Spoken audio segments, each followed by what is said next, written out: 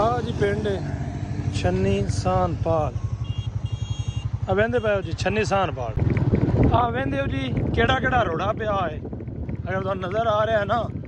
ਆ ਵਹਿੰਦੇ ਪਏ ਹੋ ਹਕੀਕਤ ਗੱਲ ਹੈ ਇੰਨਾ ਜਾਮ ਪੇ ਜਿਹੜਾ ਰੋੜਾ ਪਿਆ ਹੈ ਤੁਹਾਨੂੰ ਕੀ ਦੱਸੀਏ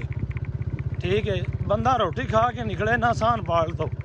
ਤੇ ਰਮਾਲ ਸ਼ਰੀਫ ਆਉਂਦਿਆਂ ਨੇ ਬੰਦੇ ਦੀ ਹਜ਼ਮ ਹੋ ਜਾਂਦੀ ਹੈ ਤੇ ਜਿਹੜੇ ਭਰਾ ਜਿਹੜੇ ਸਮਝਦੇ ਨੇ ਬਸ ਵਾਕ करनी है वो कोशिश करो भाईजान कोशिश करो इस रोड का जरूर ਜਿਹੜਾ ਨਾ ਇਹਦੇ ਤੇ ਜਾਇਆ ਕਰੋ मोटरसाइकिल ਤੇ ਗੱਡੀ ਤੇ ਤੁਹਾਡੀ 2 ਕਿਲੋਮੀਟਰ ਸਫ਼ਰ ਕਰਨ ਨਾਲ ਤੁਹਾਡੀ ਜਿਹੜੀ ਨਾ ਵਰਜ਼ਿਸ਼ ਮੁਕੰਮਲ ਹੋ ਜਾਏਗੀ ਜੋ ਤੁਸੀਂ ਖਾਦਾ ਹੋਇਆ ਹਜ਼ਮ ਹੋ ਜਾਏਗਾ ਠੀਕ ਹੈ ਆ ਵਹਿੰਦੇ ਪਏ ਹੋ ਤੁਸੀਂ ਬਿਲਕੁਲ ਜ਼ਰੂਰ ਜਿਹੜੇ ਇਲਾਕੇ ਦੇ ਬੰਦੇ ਨਾ ਇਹਦੇ ਤੇ ਜ਼ਰੂਰ ਜਾਇਆ ਕਰੋ ਵਰਜ਼ਿਸ਼ ਕੀਤਾ ਕਰੋ खाना खा के मोटरसाइकिल दे गया उस पिंड जांदियां वापस आउंदियां दोबारा बेशक खा लविया जी ते आ पुल वेख लो इहदा किनारा ही कोई नहीं जिहड़ी सदर साहब दे पिंड नूं सड़क जांदी है ना आ एक सेम है हुण ते चलो बंद है इस पासे दा किनारा है वे ठीक है इस पासे दा किनारा ही कोई नहीं किड्डा वड्डा इत्थे दसो हादसा भी हो सकदा है बड़ा वड्डा हादसा हो सकदा है आ जी पिंड